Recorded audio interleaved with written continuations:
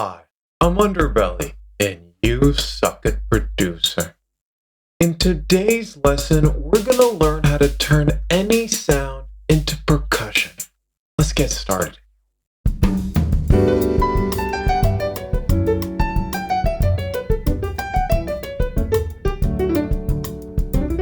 Okay, so check it.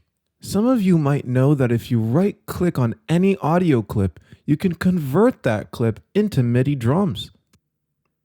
Oh, wowzers. Okay, so check it.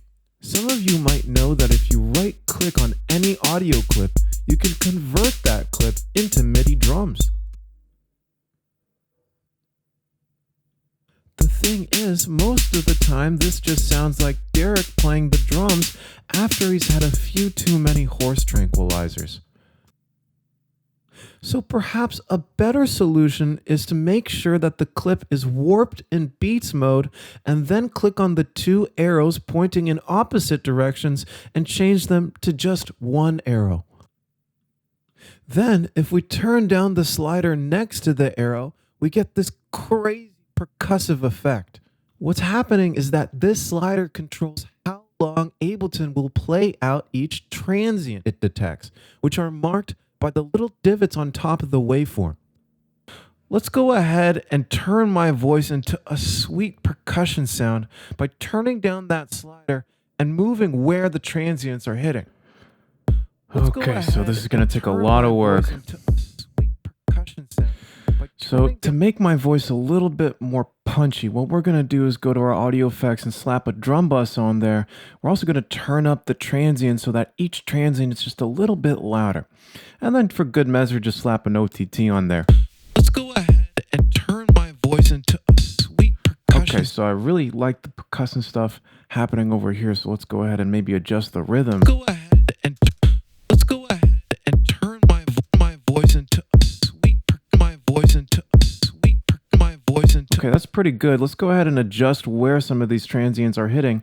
I can actually place new transients and have a nice pop right there just by double clicking and inserting a warp marker. My voice into a sweet, my voice into a sweet, my voice into a sweet, my voice into a sweet, oh, wowzers. My voice into a sweet. And in addition to preserving transients here, I can just do a straight ahead 16th note groove. My voice into a sweet, my voice into a 32nd note. My voice into a sweet, crap. My voice into a sweet. Let's go back to transients. Okay, so that's pretty good right there. But I feel like we need another layer to this sick shit song. So let's go ahead and create a new audio track here.